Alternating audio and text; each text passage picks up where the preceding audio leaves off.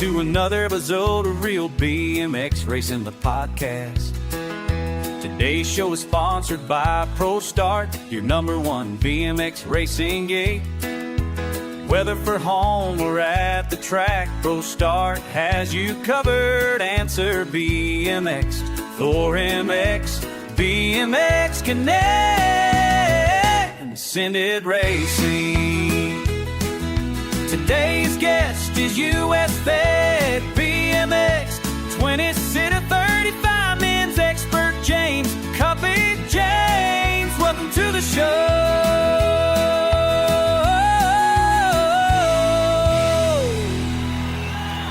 And there, we're good. Good.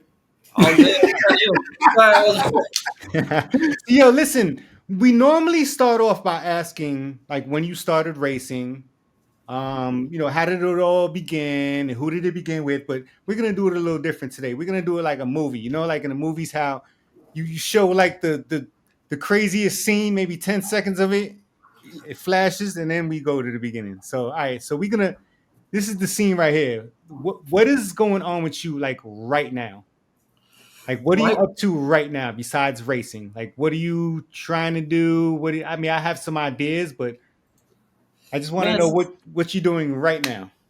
So right now, I got a group of my buddies and my girlfriend that are trying to launch a BMX bike shop, mobile BMX bike shop. Okay. We bought out Haps Honda's inventory and their trailer. So that's one thing we're into right now. The other thing is that I want to get my coaching program set up so I can be full-blown doing that stuff next season as well. And other than that, man, I'm training my butt off for Worlds. Nice. I saw that. I saw the video of you at the whatever the Acre Farms, right? Yeah. And you were doing. I think you were doing laps with Rain Langford, right? Yep. So I know. I'm not saying I personally know how fast he is, but I mean, watching him race. I mean, that dude is blazing fast, bro. Right? Yeah, he is. And I saw you like right there with him. Well, I got the same trainer as him. So Okay. we're on a very similar program.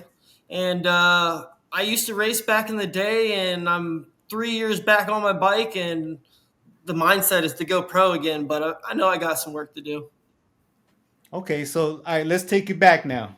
So how did this all begin for you?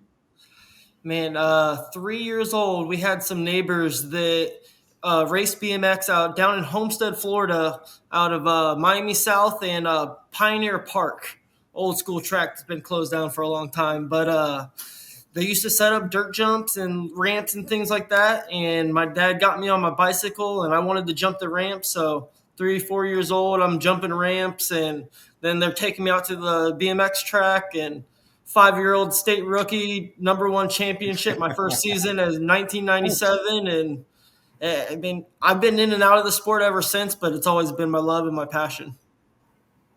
Do you remember what type of bike you had at 3 or 4 years old? A free agent. Really? Yep. My free agent was my first bike, and then I went to a red line for the second. Very cool, man. Yeah. And we always ask, do you still have that bike? I do not. It was one of those things that it got passed along to another rider to start and take off, Good. And I sort of don't really save any of that type of stuff, trophies, but they're gone. But to me, I just like to try to look forward and see what I can do. All right. So let me ask you, how old are you? I am 33. I'll be 34 in November 29th. Have you ever considered Vet Pro? That is the stepping stone for next season. So after this season, I never got a chance to race any national series, like a full series, and really go after any titles, nothing like that. I turned pro when I was like 18 years old, still never even got to do more than 3 nationals in a season. So these past couple of years have been the first time I've had the ability to chase some of that stuff. And Okay. I really want to go after a couple titles. I want to get the NAG 1 plate on 20 and Cruiser this year, and then do the same thing for Worlds, and then move on to Vet Pro. So you said you were on and off racing since a kid. Like, what what made you take the off time? Life. Well, I tried out baseball, football, a couple things like that when I was younger. And then my family moved a bunch from Homestead into Melbourne, a little about halfway up the state. And so there was a time frame where I didn't have any BMX tracks with me or around me. And during those times, I was riding dirt bikes and racing some dirt bikes Oh, locally, really? nothing big or anything like that. But yeah, two wheels has just been the passion. Very cool, man. I appreciate How it. how close are you to a track now? Right now, I'm 15 minutes from Sarasota. I'm 45 minutes, or I'm actually about 30 minutes from Acre Farm. I'm 45 minutes to Port Charlotte. I've got about, I got Tampa within an hour, Oldsmar within an hour, Riverview within 45 minutes, or maybe an hour. I mean, I'm surrounded now. Right? Jeez. So how often do you race? Right now, it's just been like the national stuff. Okay. Before our state season, it was funny. I waited to the last minute to get all my locals for our state race. So I had to get 10 races in on both my bikes, and I had Oh, about 3 weeks to do it. So I was racing like 4 times a week not too long ago. Jeez, yeah. man. Yeah. I forgot that's coming up pretty soon, isn't it? Yeah, so the states, I got number one in state for cruiser and 20 this past season. Our next Okay. season will be coming up pretty soon. I believe the first race is the weekend before Tampa's National. And are you trying to repeat that? Yeah, so this year I'm really going to focus on their little Pro-Am class that they have there. And since I'm going to be turning Vet Pro, I won't be able to race the cruiser and the expert class there. So it'll just be the Pro-Ams for that season, which we've got a lot of fast guys there. And so it's good competition and good training. Have you always raced cruiser? No. So funny story about that is last year, one of my like team moms from 110% was like, "Hey, Cuppy, if you're gonna go to do Worlds this year, it's in the country. Why don't you race cruiser?" And I was like, "Well, I don't have a cruiser, and I've never raced cruiser, not a single day in my life." So she's like, "Don't worry, you can use a Lulu's bike," which is her daughter's name. She's a 15-year-old girl. So she let me borrow her bike. I qualified for it, and that was my first technically race ever. Oh, With jeez. cruiser. Get out of here, man. That is crazy. Yeah, it was a fun class. I found a lot of fun in it when I showed up at Worlds. So you never even hopped on a cruiser prior to that? I might have ridden a couple laps on, like, my cousin had a cruiser when I was like 8 or 9. I did a couple laps on it, but I never had my own bike. And he was kind of one of those kids that didn't really like letting anyone use their stuff. So I just never raced or never did any of that stuff on it. Got you. Yeah. It seems like, I talk to a lot of kids that I know don't race cruiser, and I'm like, why don't you race cruiser, man? They're like, I don't know. I don't like cruiser. And I'm like, oh my, I just always love cruiser. Just as a kid, I love cruisers. It was just the thing, I guess. I don't know. So I've always been a jumper. And when I did ride it the one time, I loved how easy it was to jump and it was fun. But at the time, like when I was younger, we just didn't have the funds to really do both bikes and run all that stuff. And just the Right. 20-inch seemed the direction. Like I've always, as a kid, I want to be a pro. And so it was always just gearing towards that and sticking in that direction. Very cool. Yeah. So you have your own cruiser now, though, right? I do have my own cruiser now. I ended up buying the cruiser that I qualified for. And it was a pretty funny story. So when we got to Worlds this past year, it turned out that both of us raced on the same cruiser day. So when I showed up at Worlds and got my packet and all that, it turned out it's, hey, I got to go find a cruiser to ride and someone else's cruiser to ride for Worlds. So started making phone calls, and I found somebody who had a cruiser that raced on the opposite day as me. And so the very first time I ever rode that bike was at practice in the morning in Worlds. That's right. That's a sign of a true rider right there, man. That could just hop on any bike at any given time and just feel comfortable enough to race a race like To that. be successful, right? To be successful at it. I think crazy. I got that from riding the dirt bikes, jumping from my bicycle back to the dirt bike and things like that. I've actually had a few times in the state races where something went wrong, popped the tube or something like that, and look around, what's the closest bike that looks like something I could run? And hey, can I borrow your bike real quick and go do a good lap, you know? Yeah. I think it's fun, man. I did that at a national. I just I'm grabbed like, a bike and I raced it. First time ever on the bike was first time I ever rode the bike was just from the tent to the staging. That was it. You know, then I hopped on the gate and I raced it. I'm like, yo, this is crazy. Totally different crank length, frame length. It was just Yes. totally off. But I'm like, you know what? I'm trying to have fun today, man. You know? You know, I actually did that at this last national in Nashville. I on Sunday they dropped me down into the 1720 cruiser class with Oh, a bunch of fast kids, and on my bike, which I haven't changed the gear yet on my cruiser, it was a 58-inch rollout that she was riding, so it was extremely hard. And once I get out of the gate and I get rolling, I'm good. So I ended up winning the first two motos Sunday morning. And walking up for the main event, my front tire popped, and they tried to change the tube twice, popped two more tubes, and I hopped on one of my team riders' bike, different lengths of cranks, a little bit different setup of bike stem, all that, and ended up pulling a win on that bike oh, too. So yeah, yeah. pretty crazy. That's crazy, man. I think the size of it just makes it so much easier to just kind of float around where like you're not forcing anything. You're just out there just cruising and just flowing through the track. So one of my friends, he brought a 29-inch bike to the track one day. Yeah. So like he was all like, yeah, everybody could try it. And he just put it to the side near the gate and anybody could hop on it and ride it.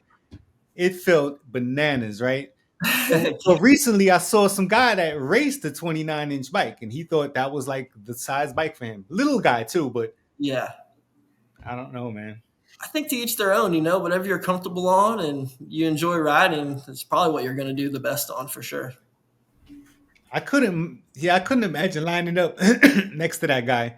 Imagine like on a little 20-inch bike and this guy got 29-inch wheels, you know, you're looking over like, what the hell, man? You're like, his top of his tires at my handlebars. What are we doing here?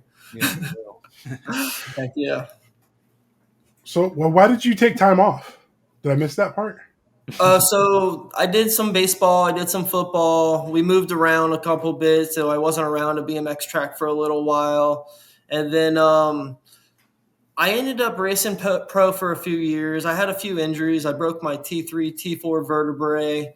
Came back from that about 9 months later, was able to get on one of the pro podiums at the state race, which was cool. And then was gearing up for another state race and doing a clinic out at Riverview BMX. And I manualed the whole last straight. And then the kids thought it was awesome. So I went to go do it again and ended up looping out, snapped my tib and fib in half, right in the middle of coaching a clinic. Oh my. Yeah. So just some injuries, life. At one point, I started a painting business a while ago. So I took some time away from about 25 to 30 years old. I was just full blown painting houses. So you got some real life experience in between racing, man. Cool. Right, such a Bit short of time. everything. Yeah, absolutely. So are you doing like, I mean, I see your training, man. Like, what are you doing extra to make sure that you're ready for these vet pro guys? Because you know those guys are fast as hell, man. Well, so like I said, we got a lot of fast competition. And I'm one of those riders that I watch other people race and I see how they interact with other racers and things like that. So like in my head, I can see where that point is, right? This year, right after West Palm Beach's race, I got with a new trainer, coach, who's actually the same trainer and coach as Rain Langford's. And he's very ex-military type guy. And he just drill sergeant. And I like that stuff, man. I'm like, if you can withstand it, it's going to make you better. So he's pushed me hard, and he's really man, my normal track session, I start off with 3 pump laps where I'm at a stop at the beginning, and I'd have to be up to 75 to 80% speed by the finish line. After those 3 pump laps, I've jumped straight into 5 gates to the first jump. Then after that, 5 first straights. Then we've got like 3 half laps, 2 3/4 laps, and 2 to 4 full laps. And So like I actually had to ask Sarasota BMX if I can start coming an hour early at 5 just to get it all in, because now that it's gotten so hot down here, it's like Oh you yeah. got to have some break in between those things. And so I just been putting in a lot of work consistently. Have you changed your diet at all? It fluctuates. I try to eat healthy as is. I mean, once you get over 30, I could tell a big difference when I came back to riding and I was looking for all the things to feel better. I mean, when I got back on my bike, I felt like a novice. Like my mind was saying, "Hey, you can do this," and my body's like, "No, you can't." So it definitely took a lot of time, a lot of playing. But I'm not super strict on my diet, but I do try to eat healthy foods: chicken, rice, potatoes, like just kind of the basic stuff that is healthy stuff. I'm Right. kind of one of those people who is very weary about like what's being put out there, like in our grocery stores and things like that, and all the toxins and poisons that they're using to make our fruit, or to with our Yeah. fruit and vegetables, all that stuff. So I just try to be really aware of what I am putting in my body.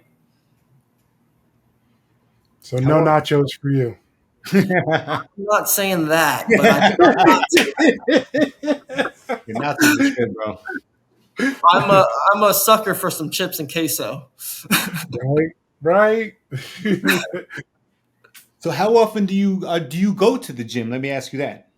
So we actually invested in our own home gym. So I've got my own rack of about 405 pounds or 430 pounds or something of weight, rubber weights. And so I've got a squat rack, and I've got one of those like incline leg press, like, or hack squat machines. And so everything is right in the gym. Basically, Wednesdays and Fridays are gym days, and then Tuesday, Thursday, Saturday are track days. Sundays are sprints, and there's sprints on a couple of my gym days as well. To start off my gym, I'll go do the sprints and then hop into my weight stuff or the spin rollers and things like that. But I mean, I'm training 6 days a week right now. I get Mondays off.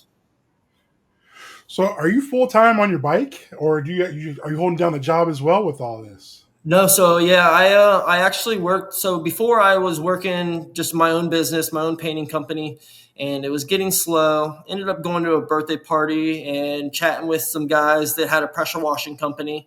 And 2 weeks later, they're sticking me on salary. So right now, I work a full time job. Luckily, I got a salary that takes care of the bills and gives me enough time off. They give me all my any races that I request off. They give to me. We normally work between 3 to 5 days a week. It varies depending on our weather and things like that. Yeah. So what time do you normally start work? Um, well, tomorrow we're starting at. We got to leave our shop by 4:45, 5 o'clock in the morning. When I first started with them, man, they weren't leaving the shop until 8 o'clock in the morning, and we'd be on the job at like 10 o'clock, and that's when they were having me meet, because I used to live a little further north, so I'd meet them at the job. So I moved down here to be a little bit closer, and I was like, guys, like it's hot. Can't we just start? Like, why can we start at 7 a.m.? And the one guy was like, yeah, let's do that. And so now, I mean, we're on our job sites by 7 a.m. and we're at home by 3 o'clock every day. Yes, That was the sir. reason I asked, because of the weather, man. Sir. And so Yeah. so you have to wait till you're off work to train. I was wondering if you went in late, if you trained before you went to work, or how your day went. No, so I've been training after. I go to work in the morning, I come home, I knock out my training session, and then whatever else I have left for the day at the household, cleaning up, chores, stuff like that.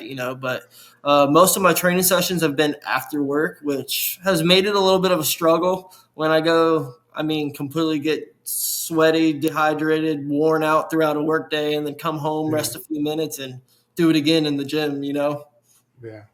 So it sounds. And how many days do you work? Like 5 days a week? Normally. Sometimes it's 3, sometimes it's 5. Okay.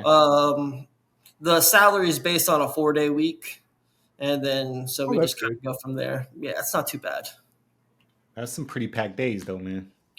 Yeah, there's not a lot of time. I know me and my girl battle back and forth. Like, all right, I know you got to get this done, but we got to get this done, and you know what I mean. And so it's pretty tight. I mean, I wake up in the morning, and next thing you know, I'm going to sleep at night. Yes. Does Welcome to she life. ride at all?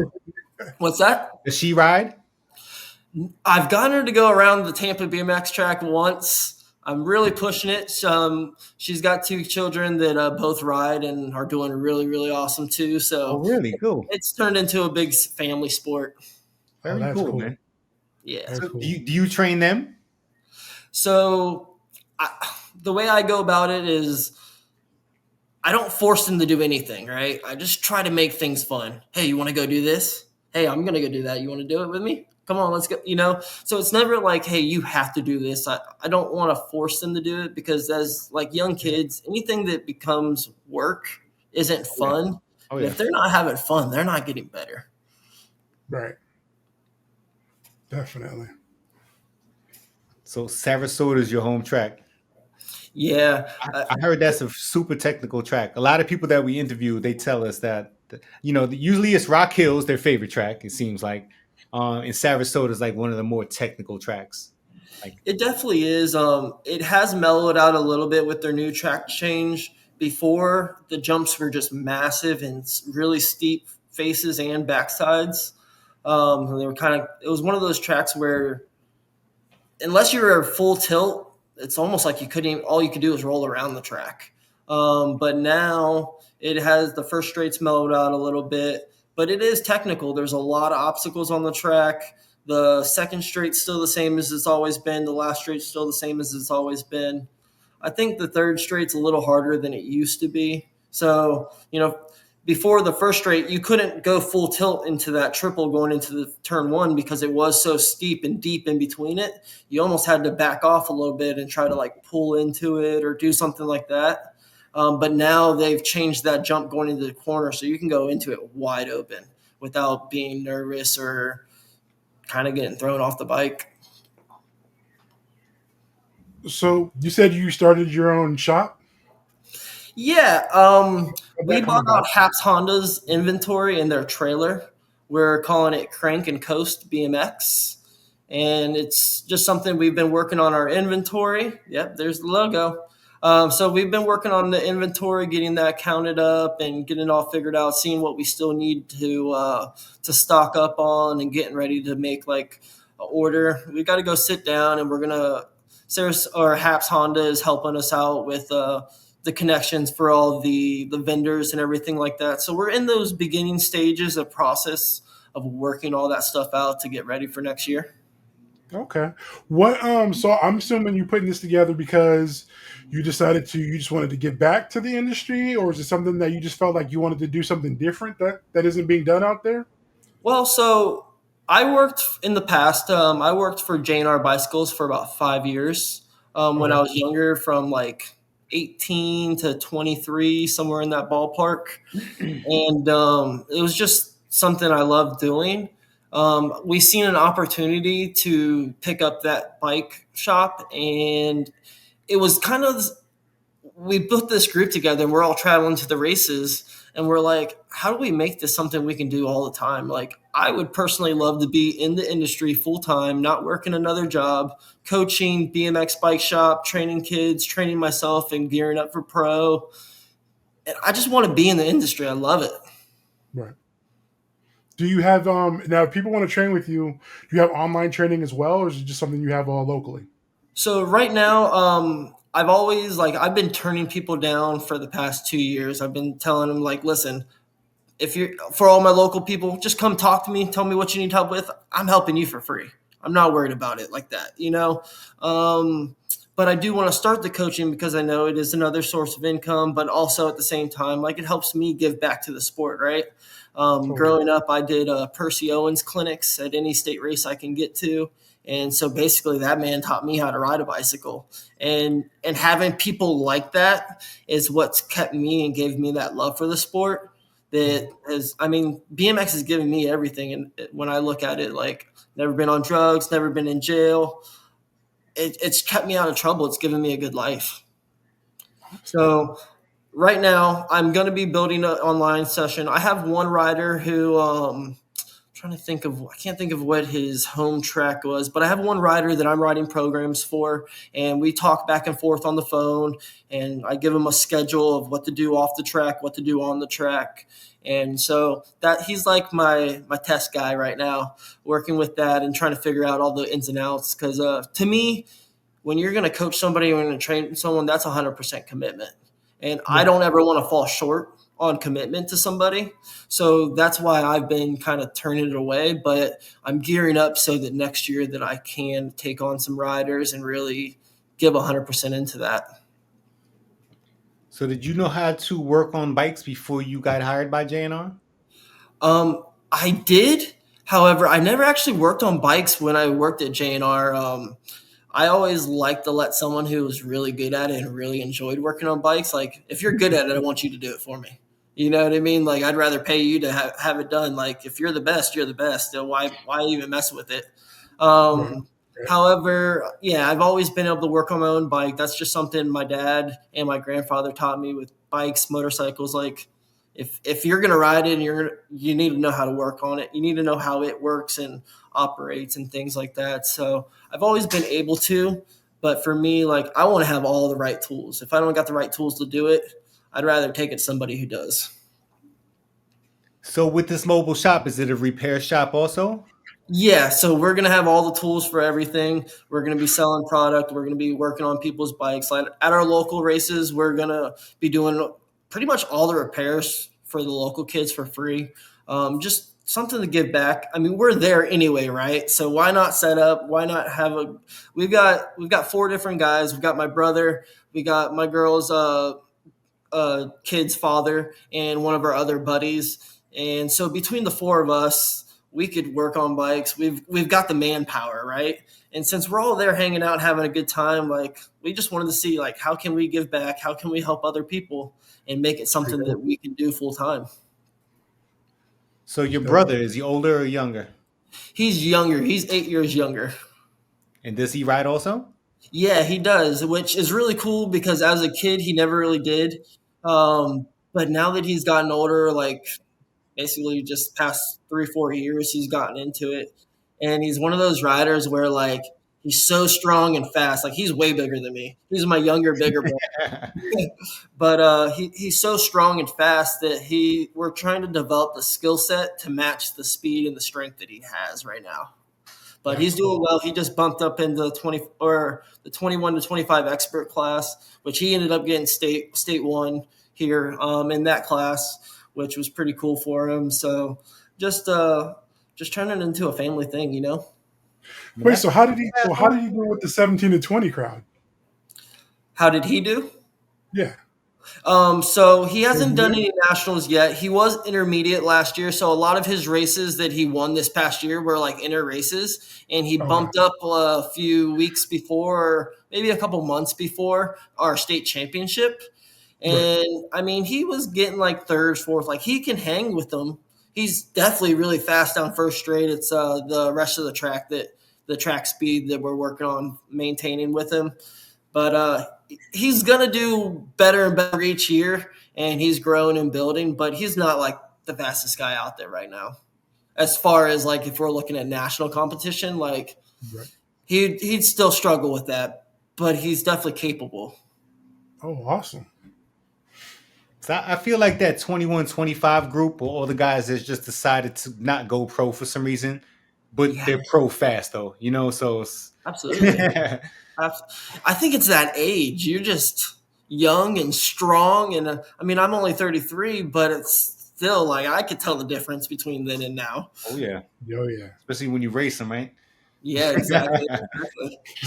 So are you faster than your brother?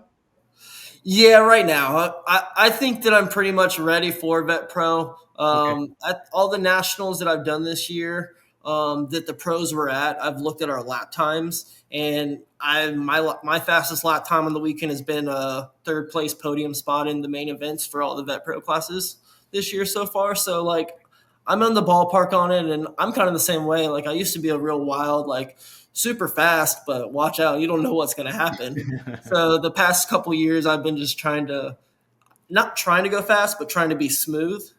And the more that I've worked on that, the speed I used to have has now come back without me really trying. So like I feel like I'm going really fast right now, but I'm putting in 20-30% effort compared to 80-90% effort to do it. Wow. Wow. Yeah. So It's what like kind you of got bike more are you on? control. Yes. What was that? What kind of bike are you on now? Right now, so I just picked up the frame sponsor PKS bicycles. Okay. I'm on their Fusion model, which I really like. I was on the Mabo whole shot beforehand, and I loved that bike. And I didn't think that I was really nervous going to the PKS. I didn't think I could like a bike as much as I had liked the Mabo. And I just settled right into it. It was like I didn't even change the bikes. Well, I say that, but the things that I struggled on my Mabo, I instantly was able to do without effort on the PKS, which also has now made the things I was good at on the Mabo even better. So I do like this bike a lot. Nice. So let me ask you a question. I was just thinking about this the other day. All right, so I've seen kids at nationals or at local tracks, they'll come down the whatever parking lot or just on the back wheel, just manualing like it's nothing, man, right? Yeah. Do you need to know how to manual like that in order to like manual on the track? Does everybody that knows how to manual on the track can manual on the street just like that? I'm No, just I curious. don't think so. How I good are think you at manualing on the regulars, like on the street? I think a lot of it has to do with bike setup, first of all, right? Is getting that bike dialed in and being comfortable on the bike, Hmm. and being able to find a balance point beforehand. Because I've been putting a lot of work to practice my manuals, and beforehand the bike just wasn't set up right. So like if I'm going fast, I can do double manual, triple manuals throughout the track. But if I try to manual down the street, I might make it 10 feet if I'm lucky. So I was kind of the opposite, where in the same on the track, like to do a slow, smooth, just chilling manual, I struggled a lot and still kind of do. It's something that I've been working on. Um, I just think the more comfortable you are on your bike, the better you're going to race. And I think that manualing, anytime you can stay on the ground and drive and keep driving forward, it's going to be benefiting you. If you're in the air just floating, I mean, somebody's making up ground on you. Let me ask, how tall are you? I'm 5'9". When I broke my back, I lost an inch, but when I started working out again, I actually got my posture back, and now I'm back to 5'9" again. So, and what size frame are you on?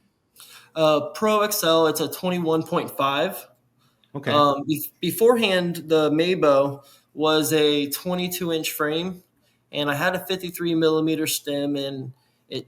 I think that was part of my problem, right? I said my bike setup just wasn't there, so I dropped the stem to a 48, and it got better, but I still felt there was room for improvement. And when I went to the PKS, I was on the 22-inch as well. That's when I started making adjustments on the PKSs. So I was talking to the owner and telling him what I was dealing with. I was talking with my trainer. I'm like, how can I get more comfortable? So we dropped the stem size, we dropped the frame size, and now I'm starting to feel like I'm at home. Before, my body was stretched out so far over the bike that I was never in an efficient, powerful position on the bike. Now I've built my bike around my body structure, where I've forced myself to be in the most efficient, powerful position over on the bike. I didn't even know that was a thing. Yeah, definitely. I mean, like I said, everybody's different, right? So everyone's bike setup's going to be different. And I Yeah. think anytime that you can dial that bike in to fit you and your riding style the best, I think Yeah. you're going to find a lot of improvement. Got Do a you wear point. gear, like protective gear when you race? So when I first came back, I got all the gear. The first like 7 months, 8 months, I broke my ribs twice. I broke my wrist once. I mean, I was beating myself up. I got a couple good videos of it too. But yeah, so I got all the gear, and the more comfortable I've become, the I've dropped all the gear. I don't wear any gear right now just because I feel so confident, so comfortable on the bike. I'm not riding over my head anymore.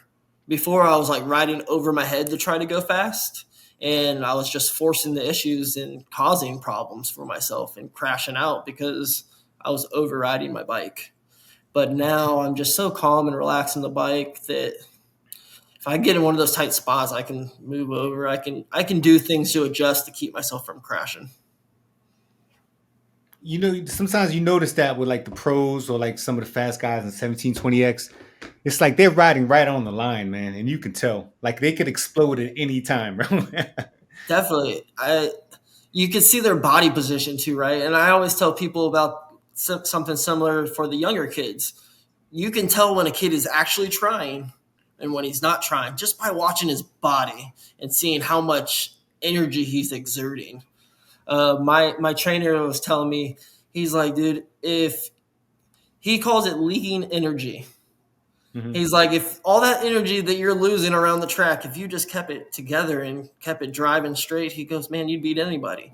He goes, but every jump, you're just doing all this extra stuff you don't need to do on your bike. Like, look stylish, it's kind of cool, but you're losing energy. So I think it kind of compares to that as well. I think that's probably why I'm in the back a lot, Shannon. I'm losing energy. No, you don't pedal, bro. You don't pedal, man. It's a whole nother story, man. You Yeah, just that's the one thing I also got to work on. I don't know if you ever seen the video in Burlington of Santiago Marin. He pedaled to the first jump, he tapped it, landed in manualed all the way to the first corner, manualed every other straight down the whole thing, and won the main event in the A Pro class by like a full straight. And he manualed the whole track with no pedals. Jeez. So it's just one To of be those done. things. Like, if you can get to speed and then maintain that speed, that's it, right? There you go. I Without got a front goal. and flow. I tell people that all the time. I like the way you said, like, you know, you start off with 3 pump laps. I tell guys this all the time. Let's just like, even during practice, guys, let's do a pump lap. Like, nah, I'm good. Because they know how hard it is. Like, and it'll wear you out, you know. It's But way harder than a full lap. it is, but like most of the time you're pumping. You know, I'm not showing video. I'm like, look, bro, how many times did you see this guy pedal?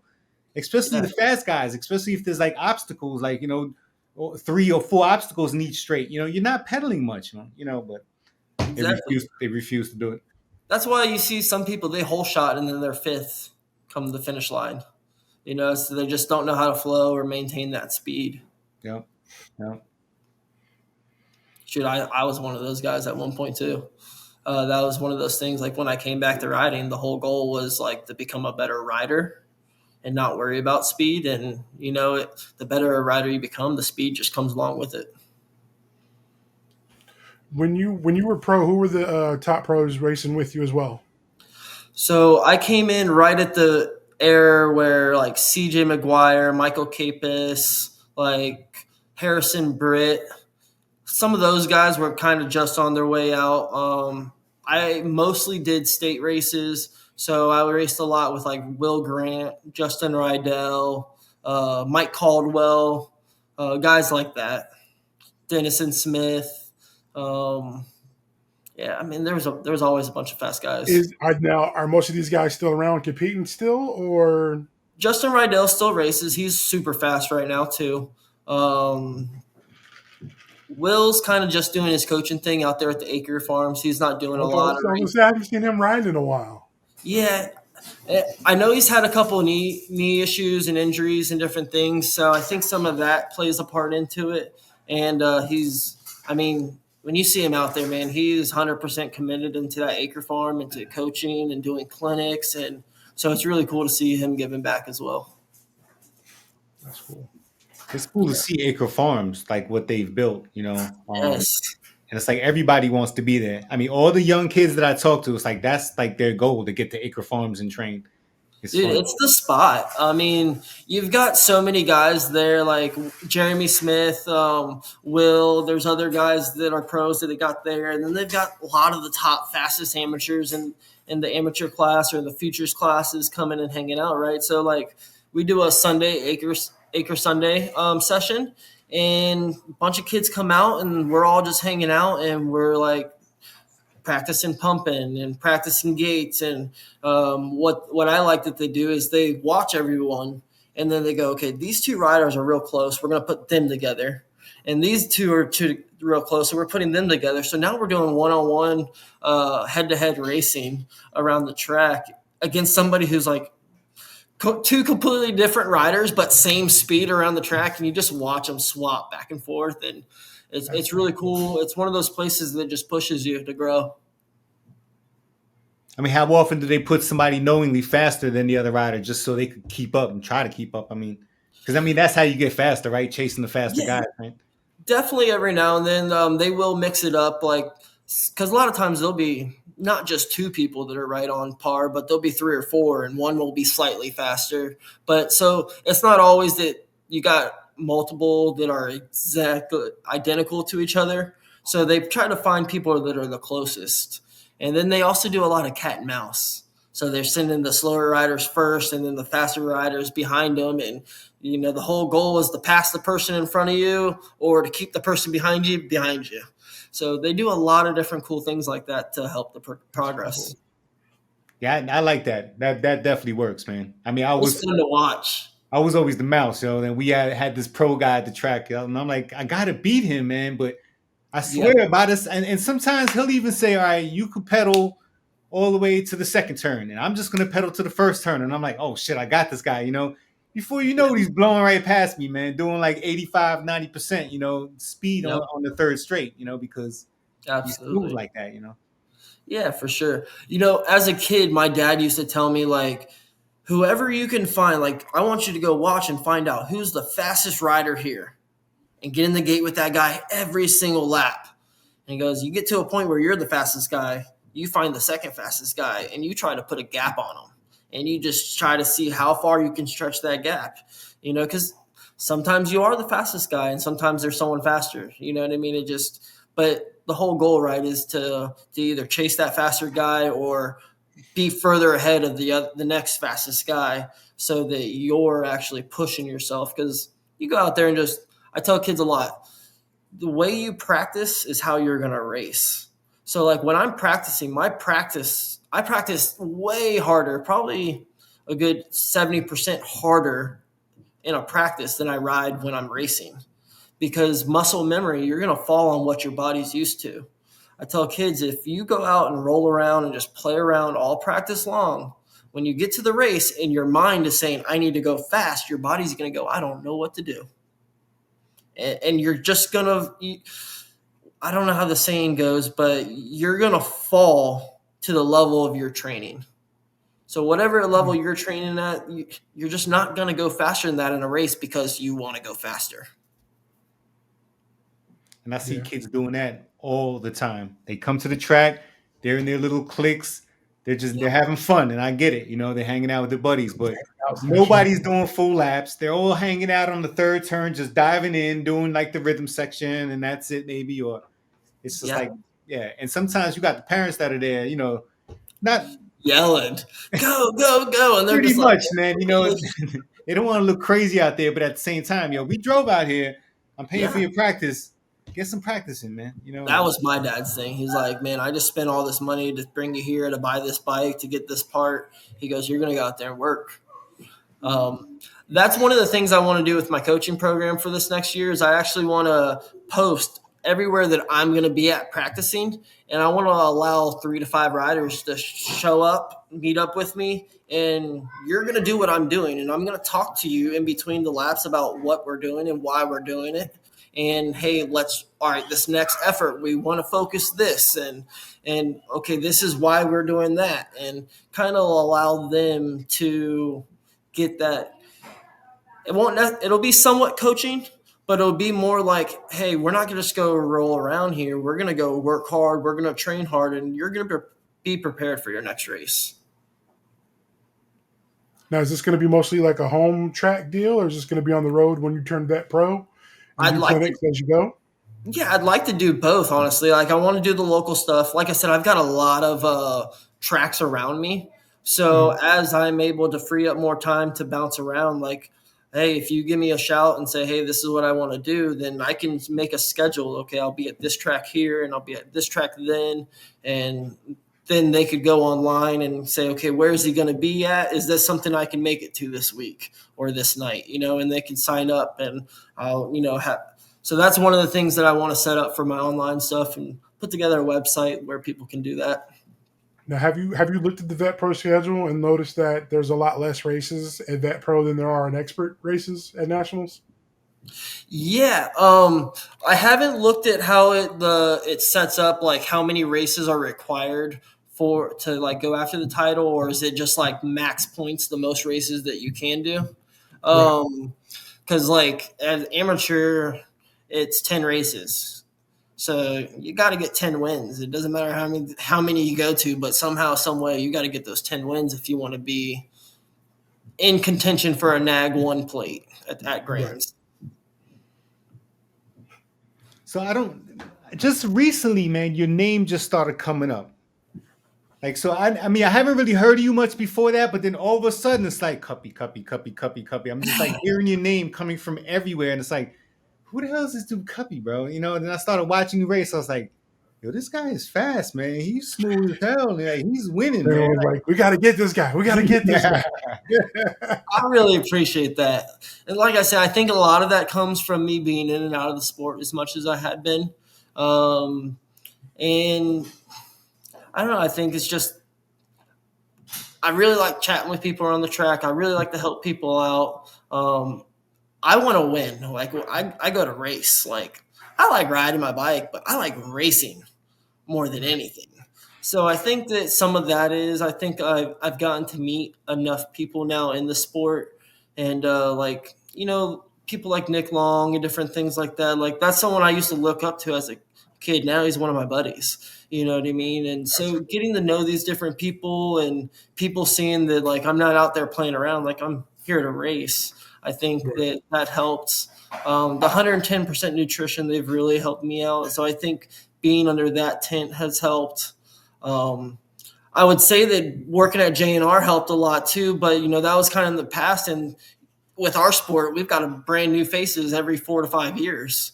So it's one of those things that I think that now that I've been in the sport again for 3 consistent years and I've been doing the nationals, now people are like, oh, okay, I see who this is now. Right.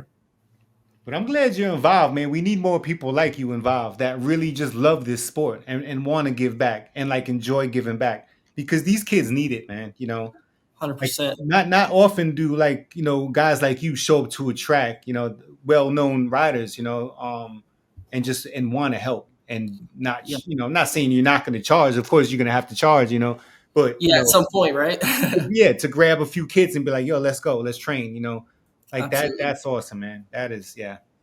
Like I said, I mean, I went to a rough high school, and a lot of kids I went to school with ended up on drugs or ended up in jail and all those things. And because I had BMX and dirt bikes a little bit too, but mostly a BMX bike, and I had that drive to race and win, that kept me from making bad decisions in life. People like Percy Owens showed me how to ride a bike when I was young, and other pros and things like that. Like those people influenced my life in a way. Like I said, I live down in Miami. I mean, if I didn't have that, who knows what type of people and kids around the neighborhood, who knows what I would have gotten into had BMX not been such a passion for me. So for me, those people gave me something that now, like, I just want to give that to other kids because, I mean, our world is pretty crazy right now. So anywhere you can find somewhere that's super positive and give that positivity, like it's going to help the world kind of go back into a better direction, right? For me, it's just about loving it, spreading positive vibes, and really giving back to a sport that I feel has made my life so much better than it could have been. Oh yeah, because Miami is a whole different place, bro. You could have been running drugs across the Mexican border or something. Who knows, right? So funny story, but my grandfather, my mom's stepdad, or I guess adopted dad, he in the 70s was someone flying planes, and like he used to do stuff that the Cowboys, from Miami used to Oh get yeah, for stuff he was doing. So it's like it's funny that you say that because like when you're in Miami, you're around that stuff, right? Whether you are involved in it or not, you see it and it's happening all around you. Uh-huh. So yeah, it's one of those things like I didn't ever want that for my life, right? And I wanted to do something fun and something positive. So like BMX is just kind of giving me that outlet. I mean, and Miami's still crazy now, but especially when you were a kid, it was probably even a little wilder, man, because it's just because it So is what it is. I had a 1 block radius, so like I was allowed to ride my bike around my block, and that was it. But me and my buddies from Homestead, Florida, we rode our bikes all the way down and over the 7 Mile bridge down in the Keys. So we would be all over the place. Like you can cross our entire town faster on a bicycle than you could a car. Oh yeah. So I mean, we were always riding around, crazy little kids, you know what I mean? But yep, I yep, knew like don't do the stupid stuff, don't get in trouble because if not, you ain't going to the track. yeah. I mean, that was But my yeah, mom's threat too. Like, yeah, you want to race Friday? Like, chill out. I'm like, all right, I'm chilling. exactly. Yep, I no want to go problem. race. Good grade. I need grades. I mean, my grades weren't always the best, but I got good enough grades to keep going to the track. That's for sure. And my Awesome. mother meant it. It was no like threat, bro. She like, yeah, if I acted up, I was not going Friday. She'd be like, Oh, yeah, that me and was your my brother's going to the track. I'll see you later, man. Make sure you're home when we get back. I'm like, oh, you got to be kidding me, man. My dad put the fear of God in me when as a kid. I used to get my butt whooped. I mean, not for even anything bad, just like normal kid stuff. But I knew Right. like, don't do nothing stupid. You're gonna get your butt kicked. Yeah. I was telling somebody the other day. I said it's funny. My mom, like, she gave me the choice one time. She's like, you can either get a whooping or you can be grounded for a week. Well, I was like, I don't want a whooping, so I'm gonna be grounded. My See, I buddies was came that over like hard 10 minutes headed later, kid. knocked on the door, and was like, we're about to go play football, and I was like, "Ugh, I'll be back. And I go inside, Mom, can I get that whooping? We're about to go play football. man. He was like, all right, go lay down on the bed. I came outside. I'm crying. My eyeballs are all welled up. I'm like, let's go, fellas. Their eyeballs big as silver dollars. Like, what the hell is she doing? That was I'm like, me. I I'm took good that now. whooping any day. I'm good. Because I sure was about to just play Nintendo all week long. Like, I ain't going outside. But they're like, we're about to play some Right. football. And I was like, crap. All right, I'll be right back. Let me go get this whooping. And we're good. Yeah, definitely. So, good times, right? Right, Yeah, Shane? Good times. absolutely. The things that make us who we are. Right? Yeah, these So kids when got we these break down now. your bike, what are your parts? What kind of bars you got? What kind of cranks you got? So I DXR cranks. That's my go-to. That's what I really like. 175s? 175s. The 180s are just too long. I got short legs, but and if I look at like the charts, I probably should be on 172s. But I do like the leverage that I get out of the 175s, and they're not too big that I can't spin. So 175 DXRs. I've got the Onyx hubs. I run the 4617 gearing setup. The handlebars, I'm switching pretty much everything to box. So before I just had whatever I could find at the local shop at the time, but now that I'm with PKS and like I'm with Fly with through 110, and so now that I've got some of those things, like those are some of the better parts on the market right now. So I'll probably keep DXRs unless they stop making those. But as far as like forks, bars, all that stuff, I'm gonna go to the box titanium bars. I've been playing with my setup, like I was saying, stem length and bar height. I just went from a 7.5 bar to a 7-inch bar so that I can kind of attack through some of the big supercross hill jumps and kind of push through and get lower. So I wanted to make sure all my sizing was proper. But now I'm going to go ahead and get those titanium bars from box and things like that. So pretty much mostly box parts. Okay. Okay. Do you like the flat bars or something with a little sweep? I need a little sweep and a little bend. Yeah, I've tried the flat ones, and they make my wrist kind of hurt, and I just don't feel like I get the most leverage out of them. But to each, everyone's different, right? I still say my favorite bars were the power lights, the bends. I had them as a kid. I was They were like, dude, these killer. are the best thing. And I had a Robinson, but I was always, as soon as I got those power lights, I was like, I'm not switching these back. Like, I Yeah. would like to see how they feel on today's era, because the tracks are a little different now. Everything's a little Yeah. bit, it's not quite the same. The geometry of the bikes and the way that we're setting our bikes up are a whole lot different than they used to. But I would Yeah. be interested to see how those things feel, because man, I loved them as a kid. Yeah. No doubt. No doubt. Also, too, what's your favorite movie? Man, so I really like the crazy movies like Talladega Nights and Wedding Crashers, and like I just I like to laugh. I grew up around. I was one of those young kids that always hung around the adults and listened to all the adults. So my mind was a little more advanced than it should have been, but that stuff cracks me up. So right, so I watch a lot of crazy movies like that. I think Talladega Nights may be one of my favorite movies. But yeah, anything that's real funny, a little raunchy here and there, Right. Right. those are my favorite movies. I got you. Oh, Shannon, you got something? Well, I thought you was gonna ask him about the music. That's usually your next question. You said the What type of moon?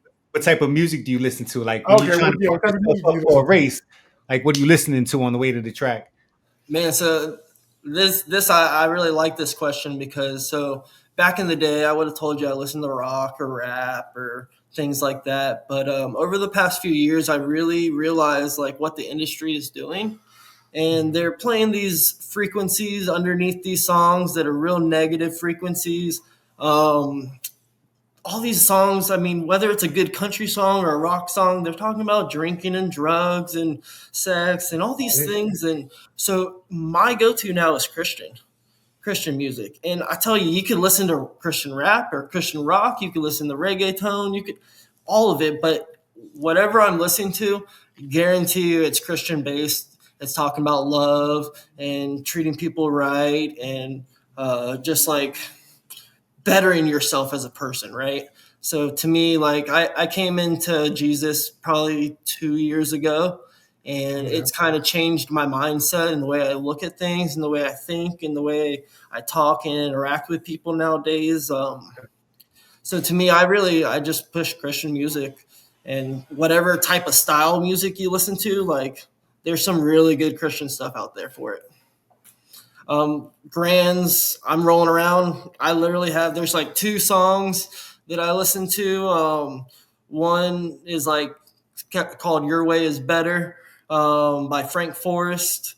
A really good song. It's actually the song playing in my most recent Instagram reel, off USA BMX. But yeah, just listen to Christian music, man, because it empowers you. It makes you feel loved and cared for, and it makes you feel like no matter what goes wrong, like you're not necessarily in control. He is in control. And if you trust him that he's got the best plan for your life, like it's all going to work out. Like Definitely. when I listen to that other stuff, man, I'd be at the track like, I got to take this guy out. I got to, whatever it takes to win, I'm going to blow this person over the first corner. I got to crash him, or, oh man, they're going to crash me, or they're going to take me out. And now it's like, I had all that to worry about, and it was real stressful. Right. But now that I've switched over that music that I listen to now, like, doesn't matter, man. He's got me. Like it doesn't matter what I do. Like when I'm Yeah. sitting in stage and I'm literally praying for the other riders in my class to have the best, fastest, safest lap they could have. Because if they do and I win, that means I was the best. So Definitely. you know what I Yeah. mean? So to me, it's Yeah. like Yeah. it's Yeah. just putting that positivity out there and just trusting that God's got a better plan for you than you could ever think of. Like whatever you think is the best way for you, He's got a better plan. And I just kind of rest pretty easy in that. And so the music really helps me do that. Yeah. I wish more people understood that. Like, cause kids, like they just don't know. They listen to whatever's on the radio or whatever's hot at the time, and it's not. So, just quick story. I had a DJ a pool party the other day, right? Friday. What's today? Yeah, just this past Friday. And so I told her, lady, I'm not gonna play anything new. And she's like, really? I'm like, yeah, because I don't know what any of that stuff means. Like, I don't know what they're saying, what the underlying messages are. I said, Right. I'm just not going to play it. I said, I'm going to play a bunch of like funk, soul stuff. And that might be something also, but I was really careful about what I played, you know. But Right. I Right. said, I'm Of not course. playing not a one song that's new. And all these kids are coming up to me, yo, can you play this, play this? And I didn't even know the artist. I didn't know the song. And I was like, I was kind of glad because it was like, first of all, like I wanted to tell this little kid, you shouldn't be listening to this, man. You know, but I'm not as parent in it, you know, but Well, that energy goes into you're sitting there listening to it, and you might not think nothing of it, but subconsciously you're taking that in, and that yeah. energy has to go somewhere. It's coming out of you one way or another, right? So it's Yeah. just I just find it very, very important to watch what you listen to, like what you allow into your body. I mean, you could tell, man, just the way this I'm like, world is right now that our music is terrible. yeah. I was gonna say I feel more like it's I'm at that age where I'm like my parents, where all I hear is the beat because the words are just so I can't understand what they're saying. Like my mom used to tell me growing up, like I don't understand it, but the Yeah. beat's nice. I'm at that point in life where I'm like, it's a great beat, but I can tell you they're telling me a bunch of crap. And I've always been like that too. Like I enjoy music. I love the different beats and the different stuff like that. I'm like, yeah, this sounds awesome. But if I listen to those words and I hear what they're saying, I'm like, oh man, that's Yeah. that's Oh not yeah. because as humans, we're creatures of a habit. So what we do on a day-to-day basis, what we listen to on a day-to-day basis, that's what tends to create who we become. So for Yeah. me, it's just like, man, I had to find something else. I just couldn't keep listening to that type of stuff. Good That's for you, awesome. man. I That's appreciate it. awesome. I was gonna say I was gonna end it with one more question, but I think that's a great ending point right there. Like that's awesome. Like you got anything else you want to add, Shannon? Nah, James, thank you so much for coming by, bro. That was really cool talking to you. Absolutely, man. I really appreciate you guys. When you reached out to me, I was like, man, this is awesome, cool. Like, I was wondering, like, why me? Like, what, and uh, it's just kind of cool. Get the kind of Yeah, man. showcase some of my sponsors and what I do and what I'm about, and so Yes, I sir. really, really appreciate you guys reaching out to me so that share my story a little. Yeah, we And we appreciate never having you, we brother. never know how it's gonna go, man. But you were a good talker, bro. You definitely got your points across. I mean, because Thank sometimes you. we got people that want to talk a little too much. Then we got some times like we gotta drag the answers out of people. Like, oh my god, Right? say something, You're like, bro. so what was it like when you did this? Was it cool? Yeah. Nope. So I hopped on and watched some of your the podcasts. I watched Nick Long's and Sean Day's and Ethan Popovich's and just a couple different ones. Like as I was going back and forth to work, because I wanted to see what it all be like too. And man, when I listened to them, I was like, man, I got excited. I was like, this is gonna be cool. Like it's just another way to like get out there in the industry and to meet new people. Like so, I really appreciate it. Like I said. Yeah, Oh, man. Thank you. one last thing. Is Yes. the internet popping on this thing yet? Can people go there and start buying stuff, or how do they get to it? So we haven't set up a website yet. That stuff will be dropping. I do have a Facebook page set up for it, which we're kind of going to start posting some things on there, and they can reach out and message us there. So we can start taking orders and things like that. But I just think our initial push on it is to show up at these local races, local tracks, and just be a support system for the rider. Okay. Okay. That's cool. But yeah, all that stuff will be coming for sure. No doubt. Can't wait. I can't wait to see you in the Vet Pro class, man. We need some new faces in there. I'm excited for that. Make it a little unpredictable, man. You know. Man, and you see the way what's his name? I keep forgetting his name. Upshaw? Jeff Upshaw. There we go. You see Jeff Upshaw this season? Did you see him this past weekend? That was really mind blowing. I told him, I said, man, that boy don't miss. But Right? yeah, just see, that's a prime example of what I've been training for is that he's not out there doing nothing crazy, nothing flashy. He's out there just doing his sprints and he's staying smoother than everybody. I mean, this past weekend, he bobbled on the first jump every single time, but because he was able to stay smooth, put his pedals down, stay calm and relaxed on the bike, it just drove him straight to the front of the pack. So, I mean, smooth is fast. Anything else is just wasting energy and time. Yep. Yes, sir. Yeah, I'm excited to race those guys, man. I got my first chance to run with like Nick Long in West Palm Beach this past year, and I ride against Tyler Smith and Justin Rydell and all them in our local state races. Like our local state races is me, Justin Rydell, Tyler Smith, and Fede Villegas. Oh man. I've been chasing him around. He's I fast. about had him one race in Charlotte and slid out in the last corner trying to find a open door. But just chasing those fast guys, man, is what makes you better, like you said earlier. Have you ever get a chance to race against Drew Polk? Have you ever got a chance to go up against him at all, like in practice or anything? I haven't. I've done a little bit of riding with him, but never really like heads up, like running it. He's fast. I'd like to for sure. My goal is to get back to elite. I'm gonna use Vet Pro as a stepping stone. Basically, my trainer's like, "Hey, we're gonna get you on a podium every time. Once you're on the podium, other time, I'm gonna tell you go ahead and turn pro. But if you want to finish your season, finish your season. But I mean, I'm 33 years old. If I'm gonna do it, I got to do it right. But at the same time, there's no point in throwing yourself off the deep end and drowning. So I'm taking my time.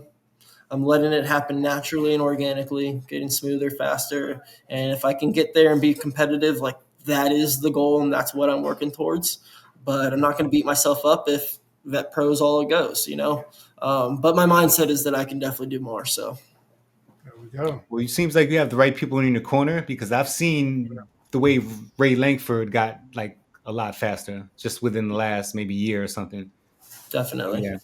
Cool, And a lot man. of it's mindset, right? So like you could be the fastest dude in the gate. And I tell people all the time that Vet Pro class, the pro class, even those fast amateur classes, if you've made the main event, you can win the main event. But who gets in that gate with the confidence that, hey, I'm going to win this. This is my race. I don't have to do anything extra. I just got to ride my bike. And if I do, nobody can beat me. And when you can prepare yourself to mentally be in that zone, that's when it starts clicking. So I've been waiting for Rain because he's got the speed and talent to do it. I'm just waiting for that mental to connect because, man, I watched him in Nashville, whole shot on Cam Wood and George Daudet and all those guys, and I was like, man, I'm right on track. Let's go. Yes, sir. Yes, sir. He's been a joy to watch, man, for real. He's a phenomenal rider to watch. So Yeah. effortless and smooth when he rides. Yep. Yeah, definitely. I guess that's it. Thank you for your time. I'll let you get back to your training, your evening, and whatever it is you got to do, sir. And thank you very much. Thank you so much. I appreciate it, man. It's been a blessing. So hope to see you guys at the next race. And yeah, man, thank you. Oh, will we see you at hold on, will we see you at we're gonna go to Nova. That's the one that we both agreed to go to.